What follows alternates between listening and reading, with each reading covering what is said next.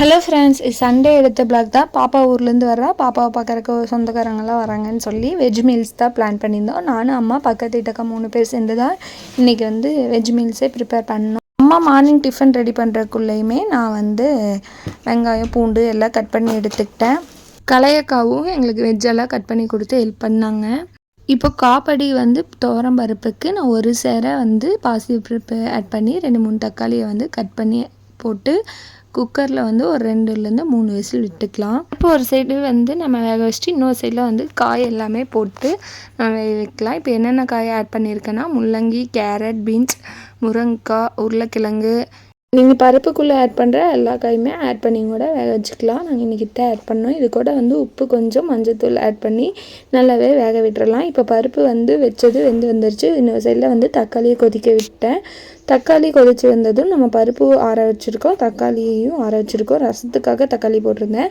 அக்கா தான் செஞ்சாங்க. நான் சும்மா இன்க்ரீடியன்ட்ஸ் மட்டும் ஆட் பண்ணிட்டு இருந்தேன். கடுகு, கடலப்பருப்பு, உளுந்து பருப்பு நீங்கள் கொஞ்சமாக போட்டுக்கலாம். கடலப்பருப்பு நிறையா போட்டுக்கோங்க. முட்டைக்கோஸ் பொரியல் தான் இன்றைக்கி நம்ம ப்ரிப்பேர் பண்ணுறோம். இதுக்கு கருவேப்பிலை ஆட் பண்ணி நல்லா மிக்ஸ் பண்ணி விட்டுக்கலாம். இது கூடவே நம்ம பச்சை மிளகாய் 2-3 ஆட் பண்ணியும் வதக்கி விட்டு நம்ம பெரிய வெங்காயம் ஒரு வெங்காயத்தை போட்டுக்கலாம். இது கூடவே உப்பு ஆட் பண்ணி நல்லா வதக்கி விட்டுக்கலாம். முட்டைக்கோஸை ஆட் பண்ணி தண்ணி ஊற்றாமல் நல்லாவே வதக்கி எடுத்துக்கலாம். ஒரு சைடில் அக்கா வதக்கிட்டு இருக்காங்க.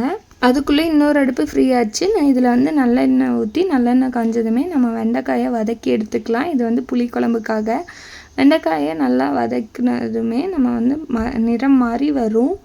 அந்த டைமில் நம்ம எடுத்துடலாம். சைடில் முட்டைக்கோஸ்க்கு கொஞ்சமாக ஒரு டம்ளர் அளவுக்கு மட்டும் தண்ணி ஆட் பண்ணுறாங்க. நான் இப்போ அதே நல்லெண்ணெயில் வெங்காயம், பூண்டு போட்டு நல்லா வதக்கிக்கிறேன். கடுகு, வெந்தயம், வெங்காயம், பூண்டு இது 4 ஆட் பண்ணி நல்லா வதக்கிக்கலாம். இது கூட நான் தேங்காயும் ஆச்சி குழம்பு மிளகாய் தூளும் போட்டு நான் அரைச்சி எடுத்து வச்சுருக்கேன். அம்மா அரைச்சி கொடுத்தாங்க. நாங்கள் இந்த 2 வேலையும் செய்கிறக்குள்ள அரைச்சி இதை நல்லா கொதி வந்ததுமே நம்ம புளி கரைச்சல் சைடில் நான் கரைச்சி எடுத்து வச்சுருக்கேன். புளி கரைச்சல் கொஞ்சம் ஊற்றி நம்ம ஃபஸ்ட்டு கொதிக்க விட்டுறலாம். அதுக்கப்புறம் மறுபடியும் ஒரு கொதி வந்ததுக்கப்புறம் நம்ம வெண்டைக்காயை போட்டு கொஞ்சம் நேரம் கொதிக்க விட்டிங்கன்னா அந்த பச்சை வாசமெல்லாம் போய் குழம்பு நல்லா வந்துடும். சைடு பையில் காயும் வதக்கிட்டு இருந்தாங்க அக்கா. இப்போது ஒரு கொதி வந்துருச்சு. இப்போ புளி தண்ணியும் நான் ஊற்றிக்கிட்டேன். மறுபடியும் ஒரு கொதி வரட்டும்னு சொல்லி நான் மிக்ஸ் பண்ணி விட்டுறேன். இப்போ பாருங்கள், முட்டைக்கோஸ்க்கு ஒரு கிளாஸ் அளவுக்கு தண்ணி ஊற்றுனதோடு சரி. இப்போ அம்மா வெண்டைக்காயை போட சொன்னேன் நான் வீடியோ எடுக்கிறக்காக. இப்போ ஒரு கொதி வந்ததுமே வெண்டைக்காய் ஆட் பண்ணியாச்சு. கொஞ்சம் நேரம் கொதித்து நல்லா பச்சை வாசமெல்லாம் போனதுமே நம்ம மல்லி இலையை போட்டு இறக்கி வச்சிடலாம். சைடு பையில் நம்ம முட்டைக்கோசையும் வதக்கி விட்டுக்கலாம்.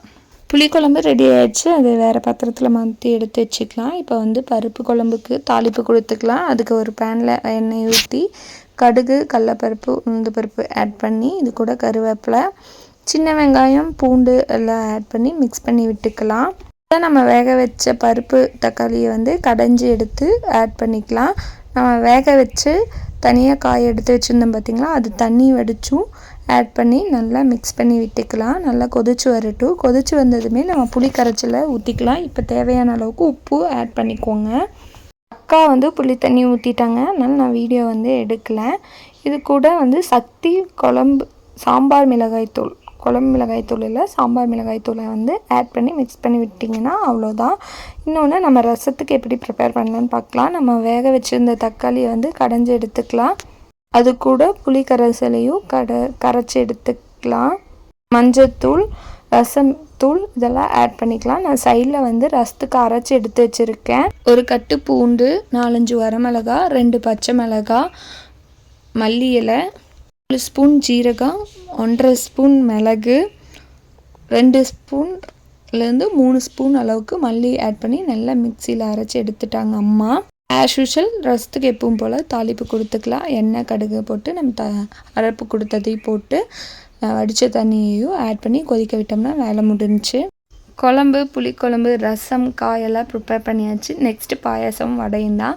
அம்மா வடைக்கு ப்ரிப்பேர் பண்ணாங்க. பாயாசத்துக்கும் அம்மா தான் ப்ரிப்பேர் பண்ணாங்க. நான் தாளிப்பு மட்டும்தான் கொடுத்துருந்தேன். ஹோம்மேட் வெண்ணெய் தான். இந்த வெண்ணெயை உருக்கி நெய்யாக்கி அதிலிருந்து ஃபஸ்ட்டு வந்து நம்ம சேமியாவை வந்து வறுத்து எடுத்து வச்சுக்கலாம். அது கூட மறுபடியும் நெய் ஊற்றி நம்ம வந்து முந்திரியும் கருப்பு திராட்சையும் வறுத்து எடுத்து வச்சுக்கிறோம். ஜவ்வரிசியை ஆல்ரெடி குக்கரில் போட்டு 2-3 விசில் விட்டு எடுத்து வச்சுருந்தோம். அது ஆறிடுச்சு. மறுபடியும் குண்டால மாற்றி தேவையான அளவுக்கு தண்ணி ஊற்றி மறுபடியும் வேக வச்சுருந்தோம். இது கூட நம்ம சேமியாவையும் ஆட் பண்ணி வேக வச்சுக்கலாம்.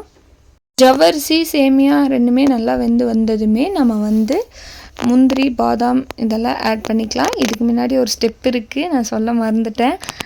நம்ம ஏலக்காயையும் வெள்ளை சர்க்கரையும் நம்ம மிக்சியில் அரைச்சி இதில் ஆட் பண்ணிக்கலாம். தேவையான அளவுக்கு வெள்ளை சர்க்கரையும் இதில் டைரெக்டாகவும் ஆட் பண்ணிக்கலாம். இது டீட்டெயில் ரெசிபி ஒரு நாள் ஆட் பண்ணுறேன். வடை வந்து அம்மா தான் ப்ரிப்பேர் பண்ணாங்க. டீட்டெயில் ரெசிபி நான் ஒரு நாள் ஆட் பண்ணுறேன். வடை போடவே அண்ணா வந்துட்டாங்க. அண்ணா வந்ததுமே பெரியம்மா ஃபேமிலி அக்கா அவங்க வந்துட்டாங்க. மறுபடியும் இன்னொரு அக்கா பேட்ச் வந்தாங்க. மறுபடியும் இன்னொரு அண்ணா ஃபேமிலிஸ் எல்லாம் வந்துச்சு.